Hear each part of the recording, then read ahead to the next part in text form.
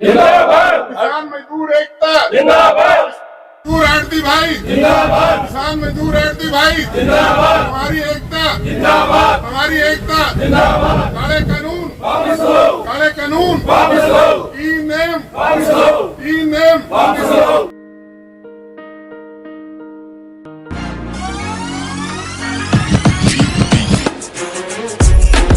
This is my school. It's right place and change. I love my school. Thanks. This is our computer lab. We chose computer from church center itself.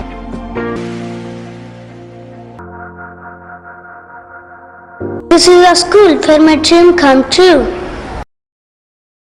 Biometric को लेकर आज DC साहब को आप मिले हैं, क्या आश्वासन मिला है कि किन किन बातों का जो सामना है वो करना पड़ रहा है, परेशानी क्या क्या हो रही है? सबसे पहले तो बड़ी परेशानी आज नहीं आ गई। त्रावड़ी मंडी में आई फार्म बने हैं, उसमें हमारी कमीशन का कोई भी कॉलम नहीं है। अगर हमारे को कमीशन आड़तियों को नहीं मिलेगा तो हम काम किसके लिए करेंगे? हमारे को कमीशन भी नहीं मिलता और जे फार्म पे जो हमारी मजदूरी लगती थी वो भी सरकार ने काट दी। दोनों ही सिस्टम हमारे खत्म कर दिए तो फिर आड़ती कोई काम नहीं करेगा। ऐसी स्थिति में सीएम डीसी साहब ने हमारे को आश्वासन दिया है कि पोर्टल में शायद कोई दिक्कत आ सकती है, ये आपका जल्दी हो जाएगा ठीक। उसके बाद हमारे पास किसान आते हैं, किसान आके बोलते हैं भी आप अपना पंजीकरण लो, हमारा पंजीकरण ले लो और आप ही गेट पास जाके कटवाओ। हम कोई गेट पास नहीं कटवाएंगे, हम कोई बायोमेट्रिक नहीं करवाएंगे। हमारा किसानों के साथ पीढ़ियों से हमारे दादे परदादों के साथ रिलेशन चल रहे हैं, वो हम रिलेशन कैसे तोड़ दें? सरकार हमारे को फाड़ना चाहती है, किसान और आड़ती फट जाए और इनको अलग अलग करके हम अपना उल्लू सीधा करें।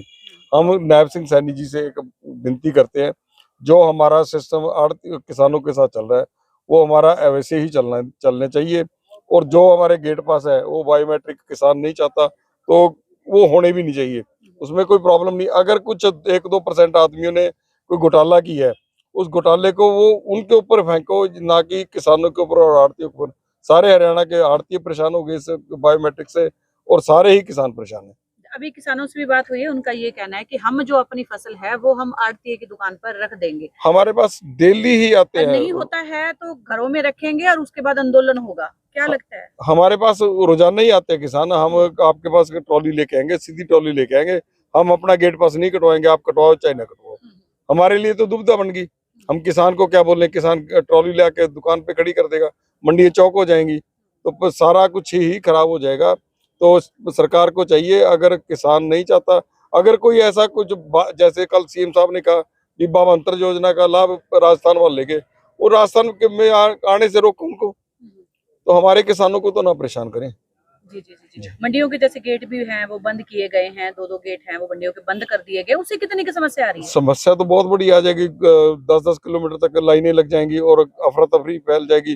प्रशासन उनको संभाल लेगा या अपने और काम करेगा? प्रशासन तो सारा फिर इधर ही आ जाएगा। जब किसान इतने इकट्ठे होंगे वहां पे ट्रैफिक जाम हो जाएगा, हर एक बंदा परेशान हो जाएगा। एम्बुलेंस जाएगी। धान के सीजन में हमारे कालावाड़ी देख लो, आप कालावाड़ी से निकलोगे तो आपको 5 घंटे चाहिए, इतने बड़ा जाम लग जाता है। सारा प्रशासन वहां पे होता है, तो गेहूं में तो पता नहीं कितना कितना बड़ा लंबा जाम लगेगा। और किसी आदमी ने कोई इमरजेंसी जाना है वो तो कालावाड़ी से निकल ही नहीं सकेगा। वो सारी हरियाणा की सारी मंडियों में ऐसे बुरा हाल हो जाएगा।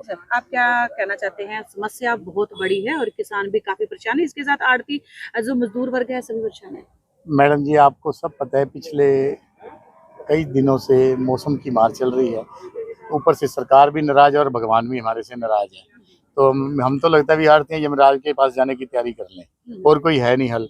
हमारी पूंजियां लगी हुई हैं, फार्मर हमारा इसी टाइम रिटर्न देने का टाइम आता है, ऊपर से मौसम का खराब है। हमारे पोर्टल चल नहीं पाएंगे, जाम हो जाएगा। सपोज कर लो अगर एक बैंक का कई बार कंप्यूटर हैक हो जाता है तो कितनी देर 2-2 घंटे 3-3 घंटे चलता नहीं है, तो कितनी जाम की स्थिति पहुंच जाएगी। और कोई लेडीज अगर कोई बुजुर्ग बंदे के नाम जमीन है तो वो कैसे पोर्टल पॉसिबल है? वो आके यहाँ थंब लगाएगा जी, अपना बायोमेट्रिक कैसे कर पाएगा? हम तो यही सरकार से चाहते थे भी हमारा मेरी फसल मेरे ब्यूरो सबके साथ हुआ है, हमें पहले भी ओटीपी पे काम दे दें, ओटीपी ले ले और हमारा टोकन कट जाए, इसमें कोई प्रॉब्लम नहीं है। ऊपर से बारिश का इतना भयंकर मौसम खराब हो रहा है, फसलें खेतों में खराब हो रही हैं, मंडियों में खराब हो जाएंगी। स्पेस की हमेशा में प्रॉब्लम रहती है।